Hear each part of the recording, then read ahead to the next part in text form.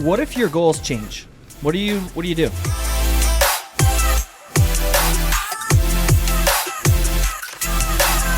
Hi, I'm John Timmerman, and if I were an animal, I'd be a lion or a cute little hedgehog. Ah, isn't that nice? And I'm Rob Shauger, and I'm currently growing all of my own mistletoe.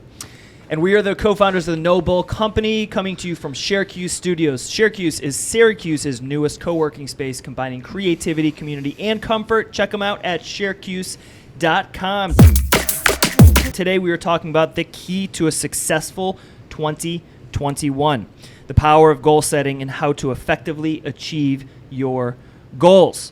But, Coach, before we get into the topic, now is the time when we cheers to life, love, lots of laughter, and the middle row of Christmas lights always being the problem, always. What's up, No Bull Nation? You all know that our conference is getting closer by the minute. On April 8th, 2021, we are holding No Bull 2020 2.0, presented by Bankers Healthcare Group, to teach you how to get more out of life and business. We've got an amazing lineup of speakers. Gary Vaynerchuk has built a conglomerate media company, $200 million ad agency, co-founder of Vayner Sports and a bunch of other crazy media companies. AJ Vaynerchuk, his brother, is the CEO of Vayner Sports, a new age sports agency. David Meltzer is the co-founder with Warren Moon of Sports One Marketing, a multi-$100 million sports agency. Constance Schwartz-Marini co-founded Smack Entertainment with Michael Strahan and Aaron Andrews. I mean, these are crazy successful people that are going to teach you how they've grown their businesses. And you can get a free ticket, $250 front section ticket.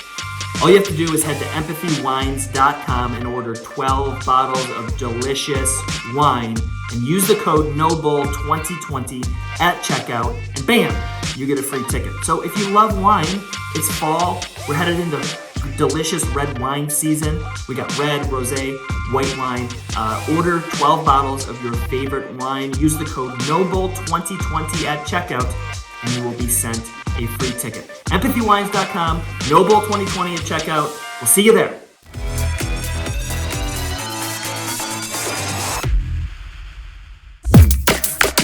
Son of a bitch, isn't that true? Just freaking last weekend, same thing. They get put away so delicately. I'm like, I hand them over to Michelle, and I'm like, here, you wrap them up and put them away in the box. Yeah. I'll put the box away, but if they come out, not my problem. Yeah. And didn't they come out again, freaking not working? Yep.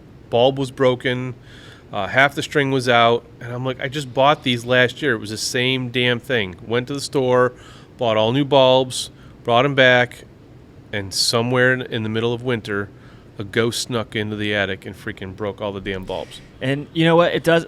First of all, why don't they just make Christmas lights where like a bulb can go out and the whole thing still works? Yeah. Like, it's got to be a thing somewhere. I don't see them. I went to the store and I looked for them. I went to Home Depot. Yeah. Couldn't find them. Used to be. Like, if one went out, the one went out. Yeah. And it must be something they can make them cheaper. Must be. Stupid. Anyways, well, by the time this is coming out, it's probably going to be January, and You'll be putting your bulbs away carefully. yes, very carefully, or throwing them out because you're going to have to buy new ones next year. anyways. Recycle. Yeah, recycle them. Don't throw them in the trash can. Can you recycle? Recycle them. Yeah, you can strip the wire and, Oh. well, you can take them somewhere and let them deal with that stuff. Oh, right. Yeah. They'll get the copper out or whatever. Whatever they do. Well, yeah, do that. So I know you're focused on goal setting, at the end of the year, right? You've said before, your mantra is don't wait till the last minute. Don't wait till the new year to set your goals. Get primed, get ready. Right. Make sure you're in the right mindset. You have the right plan to hit the new year. Talk about your high-level approach to goal setting. Yeah, so complete honesty, I've not always been great at goal setting. Number one, not great at communicating what my goals are either. Both I've had a better time or easier time, I should say, of doing that business-wise, less so on the home front, on the family end. So I've been focusing last couple of months of trying to get ready to do that better on that front. But high level, what I found is I think that people are focused on a couple of small goals. End of the year, what's everybody going to do, John? Number one goal. What do you think? Celebrate the holiday? What do you mean? And what's their number one goal for going into January? Fitness, probably. Fitness, right? I Yeah. mean, you've got a fitness background. How many people, so that's that little thing. And then what? By mid-February, the gyms are like at 50% capacity, what they Yeah, were it the goes first down. week. So you're going to hear a ton of that. I'm going to take you higher level and work on some longer, lifelong goals. Mm-hmm. And I think that that's where people should be starting, is going that far out. So let's say you're shooting for retirement, and then reverse engineer it and back into it into smaller pieces. Make sure your life goals are in check. Right. Before you get into like your 2-month goals or your 3-month goals or Right. even your annual goals. Yeah, Yep. smart. Yep, because the time's going to go by in a flicker, right? Mm-hmm. Mm-hmm. So So we want to deliver some value here. So assuming this is going to come out in January, you're a little late if you haven't set your goals yet. Now, actually, let me back up because there's no rules here. correct. Right? There's actually no rules. No, you, Rob, me, nobody should be telling you when you should make your goals. This is purely advice, right? So if you're in January and you haven't made your goals yet, and you're okay with that, great. Keep living life. Do you. But if you're the type of person that needs to get your annual goals in place and you're late and you're sort of looking for ways to set achievable goals, maybe this can help you. Right. So I wrote down a few steps here that can help you get through kind of the process. These are the ones I'm using. I'm notoriously not a good disciplined goal setter unless it came to fitness. Even these days, I'm a father now. My fitness goals are lower on the priority list of things to do, right? So I've always had trouble setting goals and sticking to them. My ADD brain would kick in, and I'd get an idea, and I would shift. So in my adult years, I've gotten a lot better. Running a business has forced me to have goals and stick to them and stay accountable to them. My main goal in life now is to be an amazing father and to be there for my child. So that one is easy for me because it's being there, Right. Being present. and being present. But this approach that I wrote down here is how I am pulling my professional goals together, because my profession is a lot of different things. We Sure. have No Bull. Yep. I have Good Monster. I have another company that I'm starting. Then I have my personal brand, which I'm trying to sort of figure out how I can deliver value to the world. So step number one, I'm just going to run through these relatively quick. Chime in, Coach, Yeah. if you have any thoughts here, and then you can take the floor. First is, what are your goals? Obvious one, right? I love the thing that you said, because reverse engineering is how I am approaching this. So I think of, where do I want to be at the end of the year? I think the year is stereotypically the time when you set goals, but I think it's good. I think it is an easy point in time which you can use as a check-in, right? So for people that are like, oh, you shouldn't have New Year's resolutions, you should have year-long resolutions. Well, it's good for our brain to have a set time. Clean slate, Yeah. fresh start. Right? So I look at next year, where do I want to be, right? So my goal in one of my businesses is to make an additional $1 million in revenue, right? Top line revenue. So I reverse engineered how to do that. Well, I'd need $83,333 per month to get to the $1 million, right? And then I reverse engineered that. How many prospects do we need to submit proposals for, right? So that was one of my goals, and I reverse engineered all the way back to today. What do we need to do? We need to reach out to 850 highly focused or highly targeted prospects every month in order to have a chance of closing that many clients to get that dollar amount every month to get $1 million a year, right? 850. 850. Did you drill that down further too? No, we have to sort of. So we have to reach out to 850 prospects in order to get the closing rate of, I forget what it is. I think it's like 10%. So it's based on our current or past closing rate. Okay. So we have to reach out to 850 leads in order to have a chance of reaching $1 million a year. So take us a little bit further, because I think that's a great way of doing that. I think this next step is where people get hung up. Which part? Because you've got the big picture, so it's easy to, like, okay, you've done your reverse math. All right, 850 prospects a month. Walk us through how many people on the team. What does it look like? How do you go about? You mean who are those prospects? Well, how do you so who on the team's going to contact them? How do they contact them? How many people on your team does it take? Because people are going to run those numbers like, well, yeah, I want to get to 1 million. Yeah. Okay. I have no idea how the hell I'm going to make 850 fresh contacts a month. Walk us through real quickly what that looks like inside of Good Monster. So the way I'll take you through real quick, all the way back through. So $1 million reverse engineered. How much money is that going to be per month? $83,333 per month in revenue. How many clients would we need to sign? Well, if we're taking on 10,000 in a month clients, we need to have eight to nine of them to get that revenue. But it's also scaling. We're not going to get 9 the first month, right? Yep. So did that math. I can't tell you exactly what it is because I don't have it in front of me. Sure. The spreadsheet.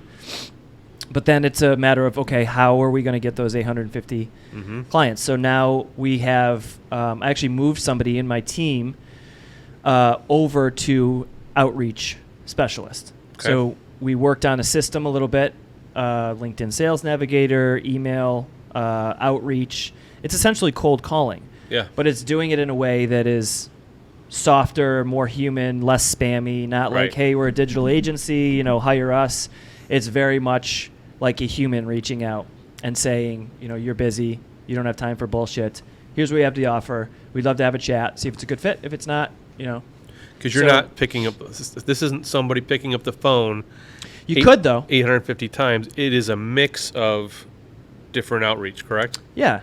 You just have to respect people's time, understand that they very well might have an interest or a need. It's just not a priority in their life. Right. So that's the key to sales or outreach, is understanding that it's not being okay with rejection, although that helps. That's great. Sure. But it's just understanding that people, especially in the C-level, are extremely busy. And, you need to follow up with them. And you need to understand that they're very busy and that you are not a priority. So you entering yourself in their email box needs to be funny. It needs to be understanding. It needs to be value-driven. You need to show them exactly what you want. Don't try to sneak around and be like, hey, how's the family? Like stuff like that that's fluff. Right. People sniff that out, So just be direct, be honest, and show your value. So we built that system, and now that needs to be deployed. And find it, in reaching out to those 800. But it's a mix. It's Gotcha. Not the phone now, but it could be. Right. Phone for follow-up. It's using a variety of different software platforms we'll cover in a different podcast to scrape and do all of that. But now it's reverse engineered all the way back to the actual tactics that we're doing on a daily basis to reach that long-term goal. And I think that's can be duplicated across any professional or personal goal. Sure. You just need to get detailed. This can make a great topic for a future episode. Absolutely. Yeah. So I hit a couple of those things. I know we spent a lot on the whole what is your goals thing, but are they achievable? So $1 million is very achievable. $1 million additional dollars is very achievable.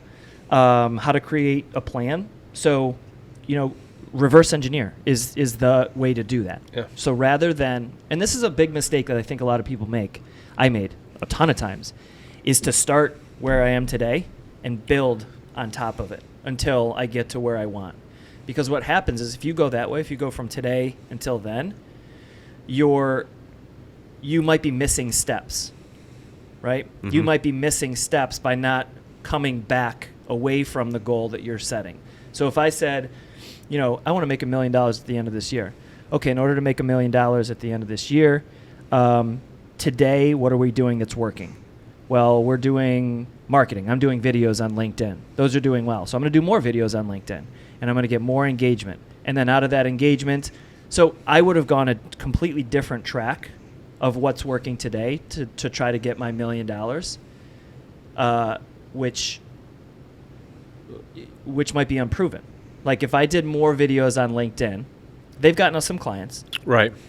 There's no math there. There's no actual okay, well, we had 2 clients sign from the 50 videos that I did over the past 6 months. So in order to turn 2 clients into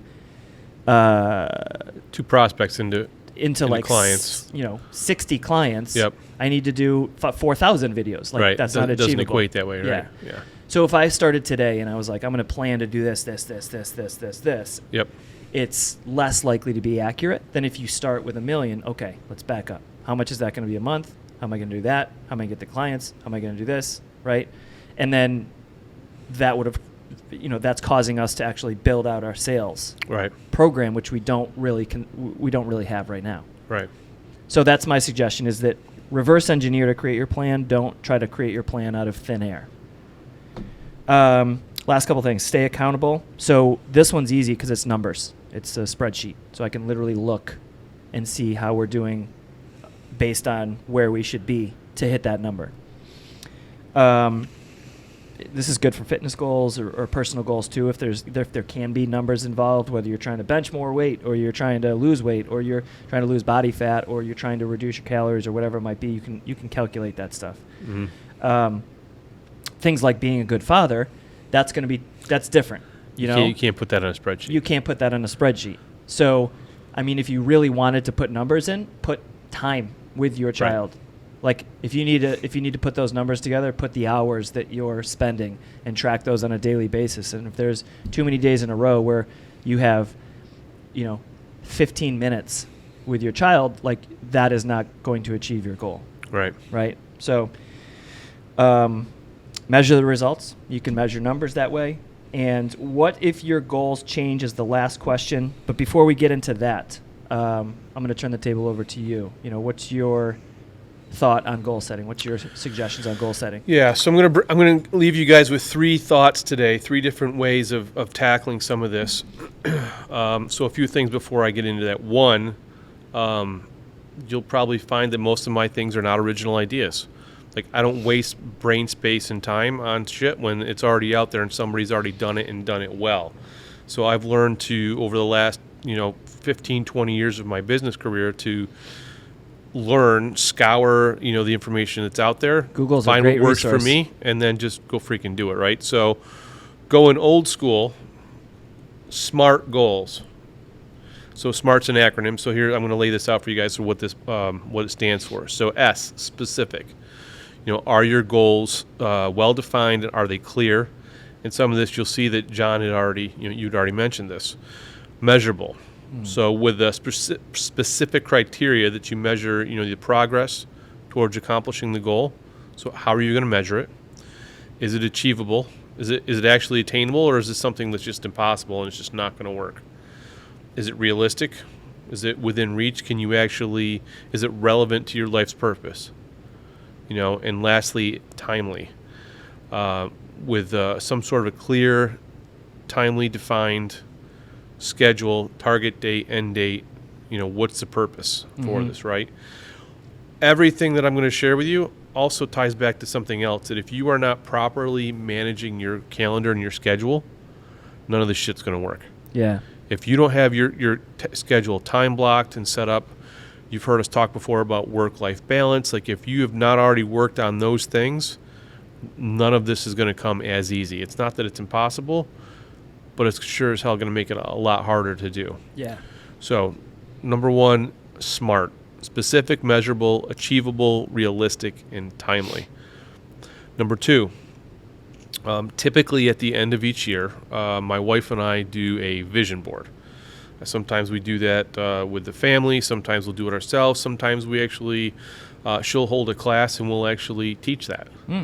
And if you've never done a vision board, I would highly, highly, highly recommend doing that this year. So that last week of the year, that from Christmas to New Year's, is a great week to do that. Everything's already kind of in limbo. So if you're not off during that time frame, do it on the weekend or whatever after Christmas. But collect a bunch of magazines if you've got them around the house. I know we're in a digital era, but there's still a lot of magazines. You can find some things. And there's a process to go through that. But there's power in taking time to envision what it is that you want. And so I'm a visual learner, so having that picture in front of me all the time, it's amazing to watch and see what actually comes true through this vision that you put in your subconscious mind, right?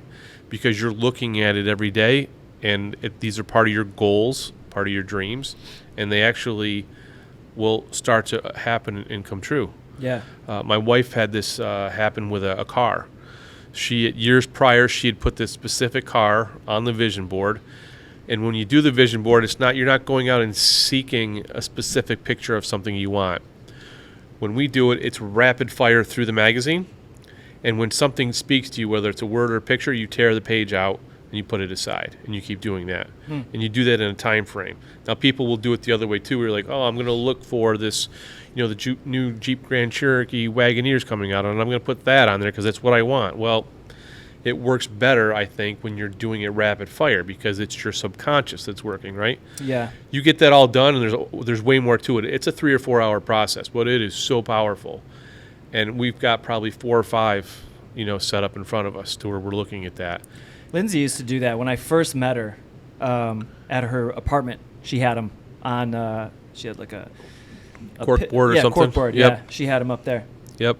Or maybe on the side of her refrigerator. But yeah, she had a whole sort of like section right on a wall that was a vision board. Yeah, super great to do. And the last thing is to, depending on how you manage your calendar. So again, same time frame, that week between Christmas and New Year's, to take that and review your calendar. Go back and look at the year past and look at your appointments, your meetings, your free time, your vacation time, and look and see. And if you take good notes of things as you're going along throughout the year of those meetings and different stuff, like, okay, this one was a great use of time and it led to this. This one was a complete waste of time. I should never do that again. You start to see patterns develop that make sense of like, okay, I'm going to spend more time doing this because it worked and less time doing this.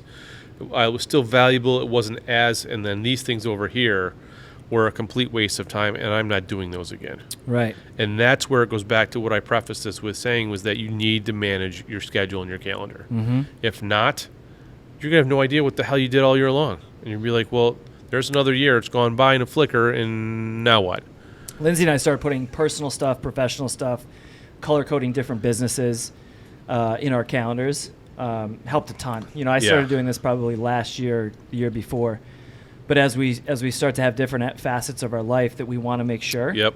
I think that's has helped us a ton, because you can visually look at your calendar, or I can visually look at my calendar and see, okay, there's a lot of orange on there. That's a lot of good Monster. Yep. And there's a lot of blue. That's personal stuff. So like family dinners, watching trip, Rams games, whatever, things like that. And so just in a quick snapshot, I can see how much time. Yep.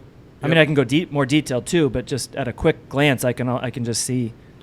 Yeah, my Google Calendar looks like somebody dumped a bag of Skittles on there. Yeah. I mean, it's color. Is it too much for you, or do you? No. There are things. Well? I wish I had some more color options from Google, but they don't. You've only got so many. So I've had to combine some stuff.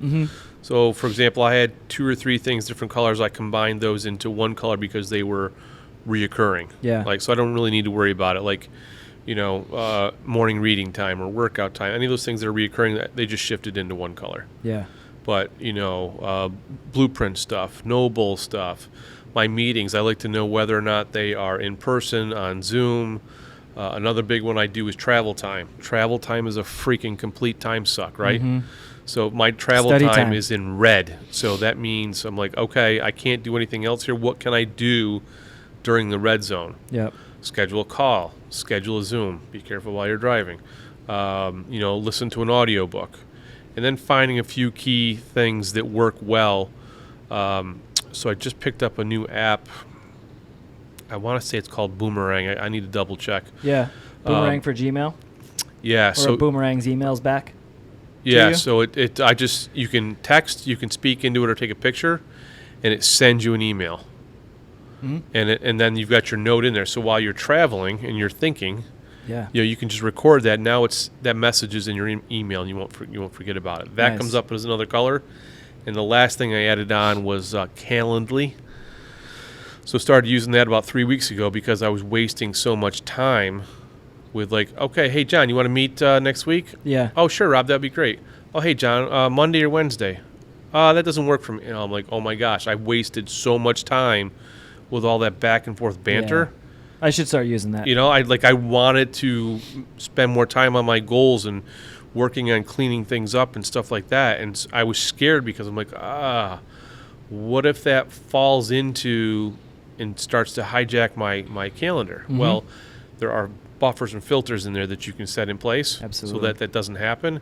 And I've gotten back, probably an hour or two a week by using that. Nice. So, yeah. So there you go. Last question. What if your goals change? What do you do? Right? I think that You built out a massive plan for the year. Mm-hmm. COVID hits. I don't know, whatever. You have a child. You change your job. Like, what if your goals change? You just do the process over again? What's your approach? Yeah, I think it's nothing's written in stone, right? So it calls for a 90-day reevaluation. I don't think you should go any longer than 90 days without reevaluating and looking at some of the stuff that you put in place. Now, there's some things that you'll do daily, and some you'll do weekly, and some monthly. But every 90 days, I think, calls for a major, assessment of the goals that you put in place. Yeah. Sometimes easier said than done. Again, going back to managing the calendar. So as you are setting your goals for 2021, you should be marking these things in your calendar right now. Time block it. So you decide, when are you going to reevaluate your goals? Mm-hmm. And if let's say it's 90 days, okay, go in right now and block that time out. So 4 hours on a Saturday morning, the first Saturday of every month, at 90-day intervals, that's when I'm going to go and reevaluate that. Yeah. And you need to set a reminder for probably a week or two ahead, because you're going to go 90 days and be so busy and focused that you're going to forget. So 90 days, 1 week reminder ahead of time, oh shit, I forgot, I'm going to review my goals. Yeah. Until those things become habit forming. Nice. There you have it, ladies and gentlemen. Goal setting for 2021. The key to successful 2021, the power of goal setting and how to effectively reach your goals. So real quick little PSA about the show. We've made some changes. As you can see, we're missing a third member here. Al is focusing all in on our event, No Bull 2020 2.0, April 8th. So he's going to be taking some time away from the show to focus on making that an amazing event. Go to nobull2020.com if you want to see all of our speakers, Gary Vaynerchuk, David Meltzer, Constance Schwartz-Marini, a bunch of awesome speakers. And we're opening it up virtually, which is super exciting. So now we're going to be able to get thousands and thousands of people from all over the world being able to see this great event. So check that out. Also, we're going to be going live behind the scenes. If you'd like to watch us, most of the time it'll be either 11 a.m. Tuesdays or 4 p.m. On Tuesdays. You can watch us live, interact a little bit. But the shows will be launched Thursdays at 8:30 p.m. every week. So we'll see you next Thursday at 8:30 p.m. Until then, cheers to life and business. Cheers. May you all prosper in both.